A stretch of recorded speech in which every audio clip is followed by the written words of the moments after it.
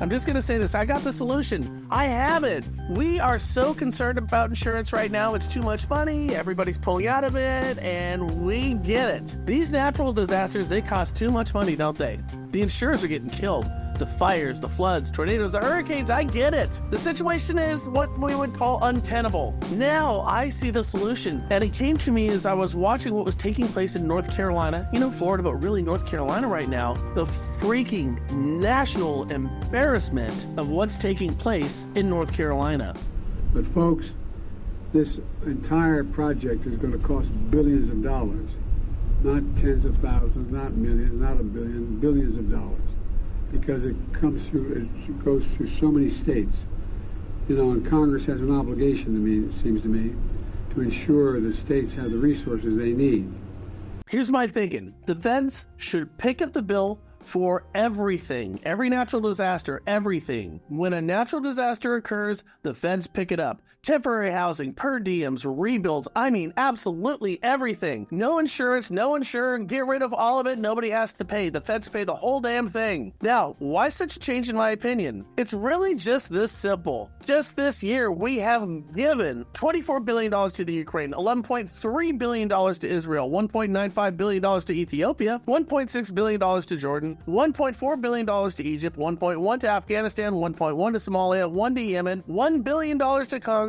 You see, if we can do all of this for everybody else, what about our own? Yeah, $750 because FEMA's broke. All these homes and lives and everything demolished. Towns gone. Our own is $750 per person. Paying the taxes for the global handouts, we get $750 per person. So yeah, if we can do that for the rest of the world, damn it, we need to take care of our own.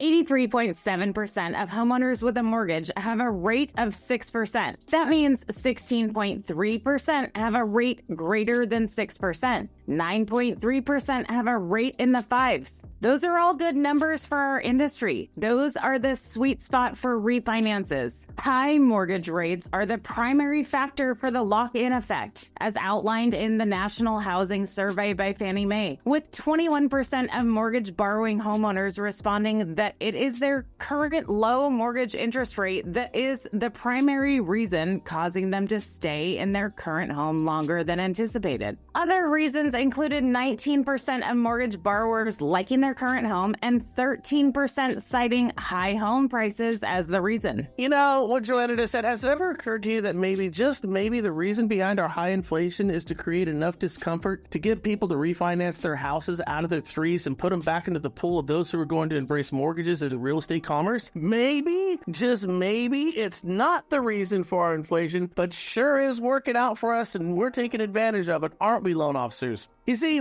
because when those folks got those twos and threes, they effectively went into hibernation. They decided they were never going to move out and refinance their house. And guess what?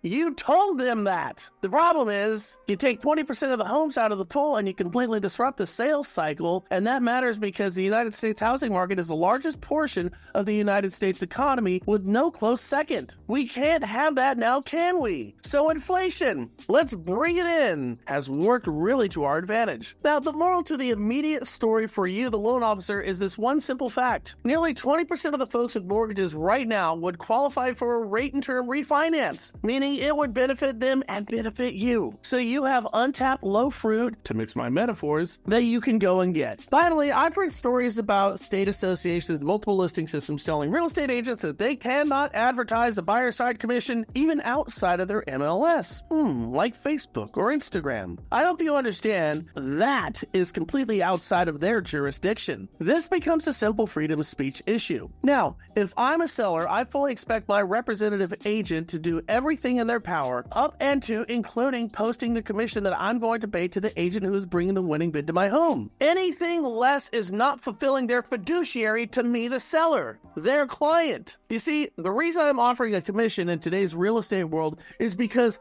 I want it to be broadcast. That's the idea. Broadcast it as loud and as far as possible. It's that commission that I believe is going to help me sell my house faster and for top dollar. Do I not want that? As a seller of my own property, do I not have a right to sell my house under my terms without a ridiculous squabbling of a couple of associations? I mean, as a seller, if this is a case, I believe the National Association of Realtors and any other state association that tells my agent that they cannot announce my choice to offer a commission is actually working against my best interest. Is that what NAR is all about today? Working against my best interest? To work against the best interest of sellers? As an agent, your multiple listing system says you can post an offering of commissions, but they cannot tell you what to say when you're outside of their damn jurisdiction. In the best interest of your clients, your sellers, post those commissions on all of your marketing. Do them a favor, fulfill your fiduciary, go to your sites and let it be known what they are going to offer, because that is exactly what they expect. I hope this helps. Hey, listen, we do sales books as it pertains to loan officers and realtors. We do it every Wednesday. It's free, and it's totally killer. If you want to jump on board, just fill out the information down below, and we're doing Atomic Habits right now. Maybe you'll learn something that can help you with your business. You never know.